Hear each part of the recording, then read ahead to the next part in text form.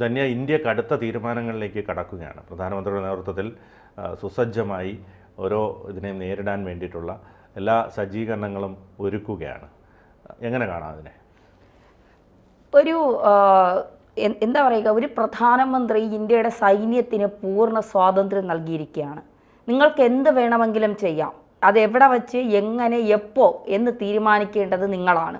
ഞാൻ ഇക്കാര്യത്തിൽ ഇടപെടുന്നില്ല. ഇന്ത്യയെ തൊടാൻ ആരെങ്കിലും ശ്രമിച്ചാൽ, ഇന്ത്യയിലെ ജനങ്ങളെ ഉപദ്രവിക്കാൻ ആരെങ്കിലും ശ്രമിച്ചാൽ, ഇന്ത്യക്കെതിരെ തിരിയാൻ ആരെങ്കിലും ശ്രമിച്ചാൽ അവർക്ക് തക്കതായ മറുപടി നമ്മൾ നൽകിയേ മതിയാകൂ. അതുകൊണ്ടാണ് ഇന്നലെ പ്രധാനമന്ത്രിയുടെ നേതൃത്വത്തിൽ ഇന്നലെ ഡൽഹിയിൽ ഒരു യോഗം നടന്നു. ആ യോഗത്തിൽ കരസേനാ മേധാവി ജനറൽ ഉപേന്ദ്ര ദ്വിവേദി, സംയുക്ത സേനാ മേധാവി ജനറൽ അനിൽ ചൗഹാൻ, പ്രതിരോധ മന്ത്രി രാജ്നാഥ് സിംഗ് തുടങ്ങിയവർ എത്തിയതും സൈന്യത്തിന് പൂർണ്ണമായ സ്വാതന്ത്ര്യം നൽകിയതും, അതായത് തിരിച്ചടിക്കാൻ സേനകൾക്ക് പൂർണ്ണ സ്വാതന്ത്ര്യം നൽകുന്നത് എനിക്ക് തോന്നുന്നു ആദ്യത്തെ പ്രധാനമന്ത്രി നരേന്ദ്രമോദി ആയിരിക്കും എന്നുള്ളതാണ്. ലക്ഷ്യം വലുത്, സമയം കുറവ്. ഡൽഹിയിൽ വിദ്യാഭ്യാസ മന്ത്രാലയത്തിൻ്റെ യുഗം കോൺക്ലേവിൽ പങ്കെടുത്ത പ്രധാനമന്ത്രി പറഞ്ഞതാണ്.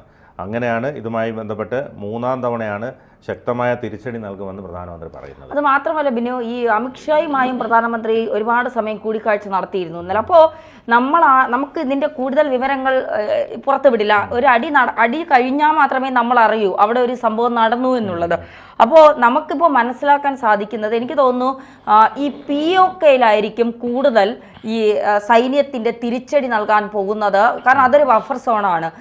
അവർക്ക് വേണമെന്ന് അവരും പറയുന്നു, നമുക്ക് വേണമെന്ന് നമ്മളും പറയുന്നു. അപ്പോൾ ഇതിൻ്റെ അകത്ത് നിന്നുകൊണ്ടുള്ള ഒരു ശക്തമായ തിരിച്ചടിയായിരിക്കാം ഒരുപക്ഷെ ഇന്ത്യ നൽകാൻ പോകുന്നത് എന്നുള്ളതാണ്. കാരണം നേരത്തെയും ഇത്തരത്തിലുള്ള കാര്യങ്ങൾ നടന്നപ്പോൾ, ഇത്തരത്തിൽ ഇന്ത്യയെ കയറി ചൊറിയാൻ വേണ്ടി വന്നപ്പോഴൊക്കെ ഇന്ത്യ തിരിച്ചടിച്ചത് എങ്ങനെയാണ് എന്ന് നമുക്ക് നന്നായിട്ട് അറിയാം. ഉറി സംഭവം ഒക്കെ നമ്മുടെ കൺമുന്നിലുള്ളതാണ്. അപ്പോൾ ആ POK നമ്മളേലേക്ക് എടുക്കുക, POK നമുക്ക് തന്നെ വേണം. പ്രത്യേകിച്ച് അവർ ഷിംല കരാറൊക്കെ അവർ റദ്ദാക്കിയ സ്ഥിതിക്ക് അത് പാകിസ്ഥാനെ സംബന്ധിച്ചൊരു ആന മണ്ടത്തരമാണ് ഷിംല കരാർ എന്നൊക്കെ പറയുന്നത്.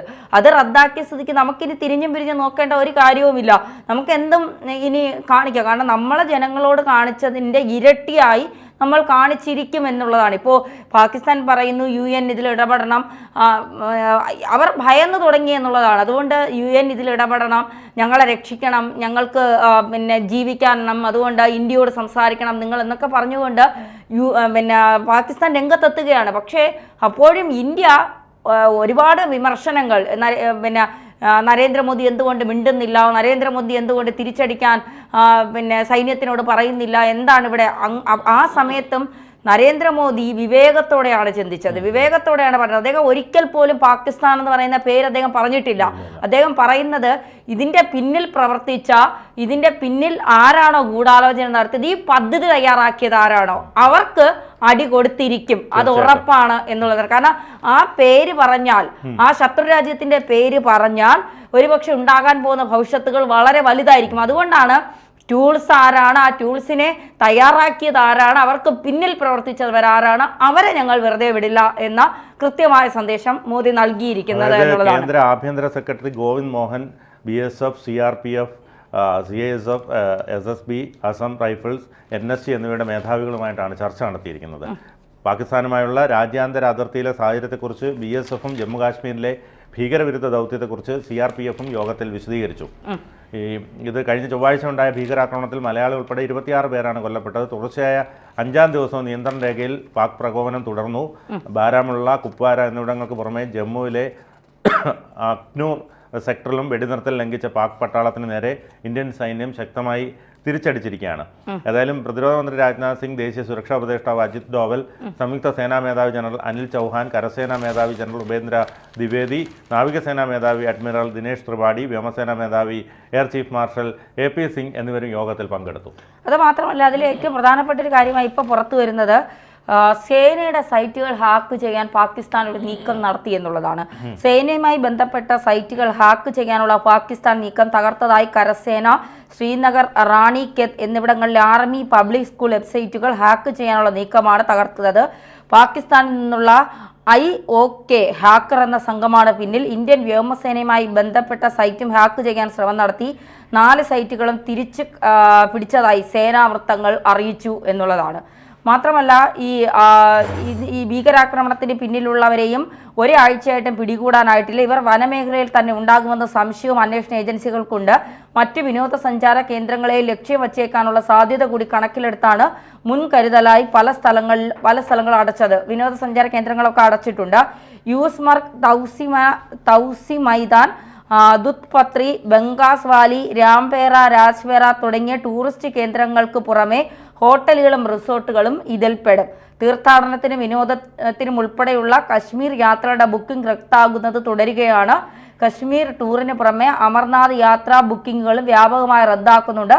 ചെറുതും വലുതുമായ സംഘങ്ങളുടെ കശ്മീർ യാത്രയ്ക്കുള്ള 71 ബുക്കിങ്ങുകളാണ് തനിക്ക് നഷ്ടമായതെന്ന് ശ്രീനഗറിലെ ടൂർ ഓപ്പറേറ്റർ തൻവീർ പറയുന്നു. മൊത്തത്തിൽ സൈന്യത്തിന് തിരിച്ചടിക്കാനുള്ള എല്ലാ സ്വാതന്ത്ര്യവും നൽകി കഴിഞ്ഞു. അപ്പോൾ സൈന്യത്തിന് തിരിച്ചടി ഇനി എങ്ങനെ ആയിരിക്കും? അത് നമ്മുടെ ജനങ്ങളെ ബാധിക്കാൻ പാടില്ല എന്നുള്ളത് കൊണ്ടാണ് ഈ എല്ലാ ടൂറിസ്റ്റ് പ്ലേസുകളിലെയും സുരക്ഷ കർശനമാക്കിയിട്ടുണ്ട്.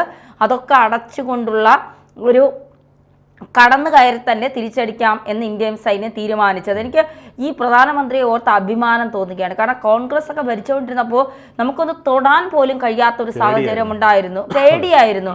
ഇവിടുത്തെ സൈനികർ കാല് പിടിച്ച് വരെ ചോദിച്ചിട്ടുണ്ടെന്ന് കേട്ടിട്ടുണ്ട്. അത് എത്രത്തോളം സത്യമാണെന്ന് അറിയില്ല. ഞങ്ങൾ പോയെന്ന് അടിച്ചോട്ടെ എന്ന് പറഞ്ഞുകൊണ്ട് അപ്പോഴൊന്നും അനുമതി കൊടുക്കാത്തവരാണ് UPA സർക്കാർ. പക്ഷേ ഇവിടെ ഇന്ത്യൻ പ്രധാനമന്ത്രി പറയുകയാണ്, നിങ്ങൾ അടിച്ചോളൂ, ഞാൻ അതിലൊന്നും ഇടപെടാൻ വരുന്നില്ല. എങ്ങനെ, എവിടെ വച്ച്, എന്ത് വേണം എന്ന് നിങ്ങൾക്ക് തീരുമാനിക്കാം.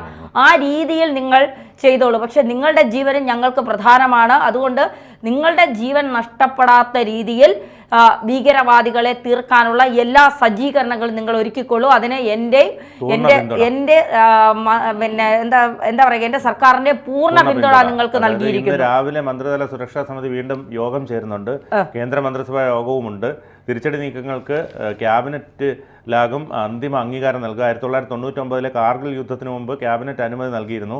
നിയന്ത്രണ രേഖ മറികടക്കരുതെന്നും നിർദ്ദേശിച്ചിരുന്നു. ഇക്കുറി ഏത് തരത്തിലാണ് തിരിച്ചടി നൽകുമെന്നത് വ്യക്തതയില്ല. പ്രതിരോധ മന്ത്രി രാജ്നാഥ് സിംഗ് ഉൾപ്പെടെ അവരെല്ലാം യോഗം ചേർന്നിട്ടുണ്ട്.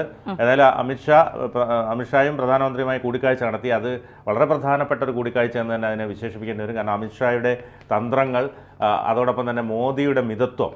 അതായത് അമിത്ഷാ നേരിട്ടിറങ്ങിയാൽ, അമിത്ഷാ അറിയാലോ, പിന്നെ അമിത്ഷായുടെ രീതി അറിയാലോ, പക്ഷേ ഭസ്മാകും. പക്ഷേ നരേന്ദ്രമോദി അതിൽ ഒരു മിതത്വം പാലിച്ചുകൊണ്ട് അതിനെ ഏത് രീതിയിൽ അതെ ഒരു പ്രത്യേക രീതിയിൽ, അതായത് ഒരു ബുദ്ധിമുട്ടില്ലാത്ത രീതിയിൽ എന്നാൽ തിരിച്ചു കൊടുക്കുക എന്ന രീതിയിലുള്ള ഒരു തന്ത്രപ്രധാനമായ അല്ലെങ്കിൽ ആരോഗ്യപരമായ രീതിയിലായിരിക്കും പ്രധാനമന്ത്രിയുടെ ആ ഒരു തീരുമാനങ്ങൾ. അത് ആഭ്യന്തരമന്ത്രിയെ ബോധ്യപ്പെടുത്തും.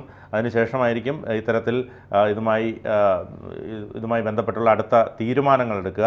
ഏതായാലും പാകിസ്ഥാനുമായുള്ള രാജ്യാന്തര അതിർത്തിയിലെ സാഹചര്യത്തെക്കുറിച്ച് BSFും ജമ്മു കാശ്മീരിലെ ഭീകരവിരുദ്ധ ദൗത്യത്തെക്കുറിച്ച് CRPFും യോഗത്തിൽ വിശദീകരിച്ച് കൊടുത്തിട്ടുണ്ട്. സ്വാഭാവികമായും ഈ ജലം കിട്ടാത്ത സാഹചര്യം, മരുന്നിന് ക്ഷാമം തുടങ്ങി, അവശ്യ വസ്തുക്കളുടെ ക്ഷാമം തുടങ്ങി. അതുകൊണ്ട് ജനങ്ങൾ പഞ്ചസാര കിട്ടുന്നില്ല. അപ്പം ജനങ്ങൾ ആഭ്യന്തര തുടങ്ങി കഴിഞ്ഞു. അതായത് ഇന്ത്യയുടെ കൂടെ കളിച്ചാൽ ഇങ്ങനെ ഇരിക്കുമെന്നുള്ള രീതിയിൽ ജനങ്ങൾ പറഞ്ഞു തുടങ്ങി. അതുകൊണ്ട് അവിടെയുള്ള ഭരണാധികാരികൾക്കുൾപ്പെടെ അല്ലെങ്കിൽ അധികൃതർക്കുൾപ്പെടെ ഇതിന് മറുപടി പറയേണ്ടി വരും. ജനങ്ങളോട് മറുപടി പറയേണ്ടി വരും. ജനങ്ങൾ വെറുതെ ഇരിക്കില്ല. അതുകൊണ്ട് തന്നെ ഇനി അങ്ങോട്ടുള്ള ദിനങ്ങൾ പാകിസ്ഥാനെ സംബന്ധിച്ചിടത്തോളം ഏറെ ഒരു ദുരന്ത പൂർണ്ണമായിരിക്കുമെന്ന് തന്നെ തീർച്ചയായിട്ടും.